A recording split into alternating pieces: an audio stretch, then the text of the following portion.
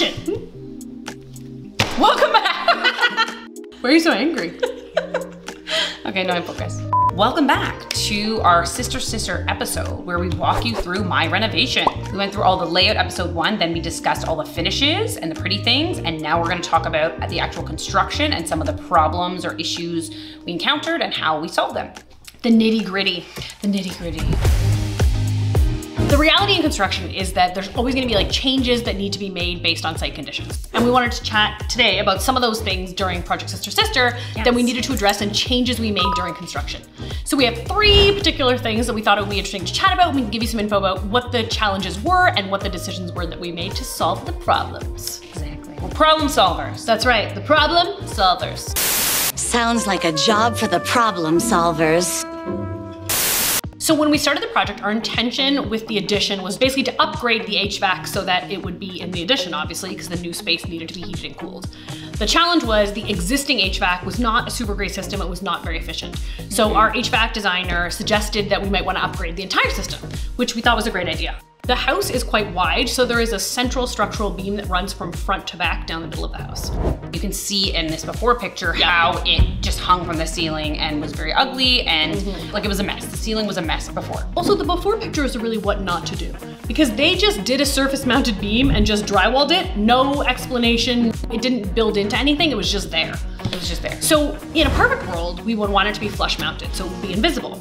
But the challenge is, if we were to do that, our HVAC ducts couldn't run between the joists across the house because they would intersect the beam. So we needed to decide, do we surface mount the beam and then we can get the HVAC across? Or do we flush mount the beam and then the HVAC has to drop down? That would come down awkwardly in a variety of places, about 6 to 8 inches once we framed and drywalled it. No bueno. No bueno. So then we started to think about how we could brainstorm ideas to hide that beam and make it look more intentional so that you wouldn't notice it once everything was done. We knew, first of all, that on that wall we had millwork, so it's pretty easy to hide a beam in the top of millwork. Basically, the upper cabinets, you would open it and inside it would be cut around the beam. But in the middle section, it was over a doorway. So then we got into this idea of creating like a paneling detail at the top of the cabinetry that would go over top of the doorway and that would create this upper cabinet detail. So we got really into the weeds and made a variety of models and tried a bunch of different paneling options. We went real deep.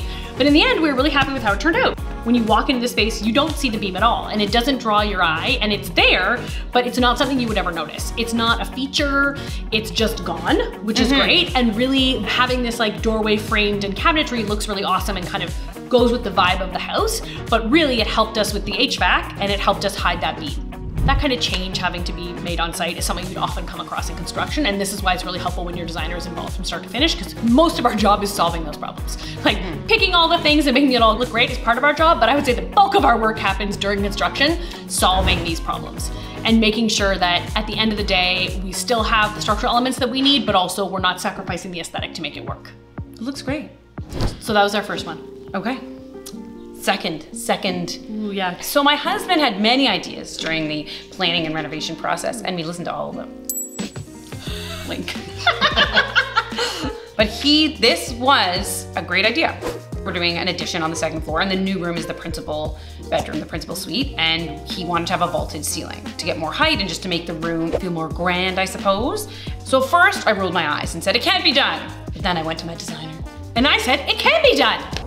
There is a peaked ceiling at the back, which was great, and that was all newly built, so we could just make sure that the trusses didn't have the cross section that would prevent us from vaulting it, so that was pretty easy. But the challenge is the principal bedroom and ensuite are the whole back of the house. So if we peaked the ceiling where the natural peak of the roof is, it wouldn't be centered in the bedroom.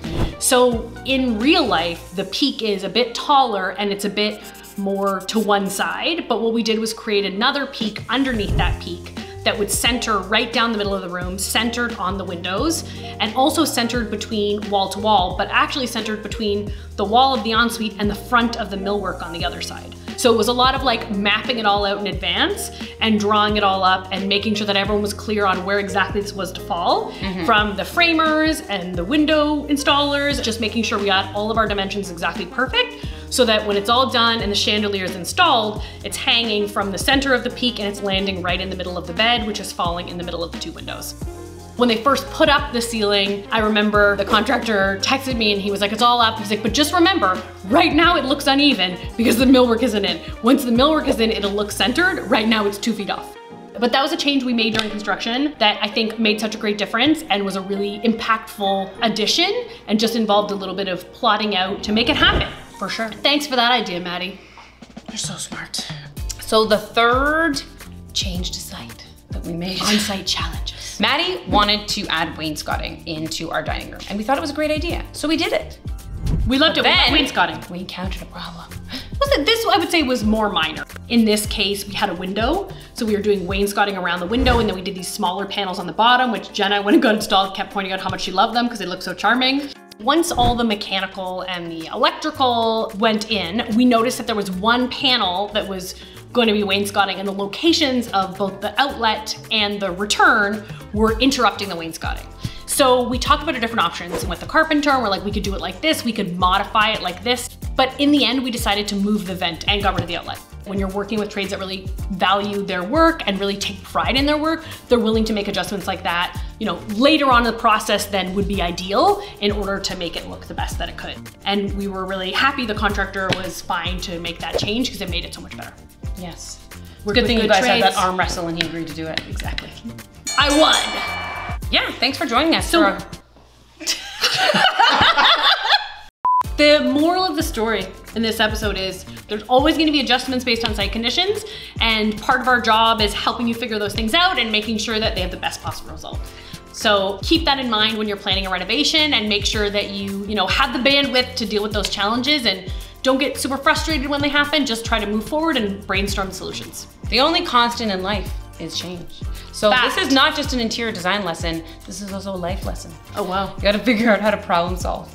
If you'd like more life advice, please like, subscribe, notification bell, and join us for our next episode, where the big reveal woo, will take place. You better clean up before we come over for that.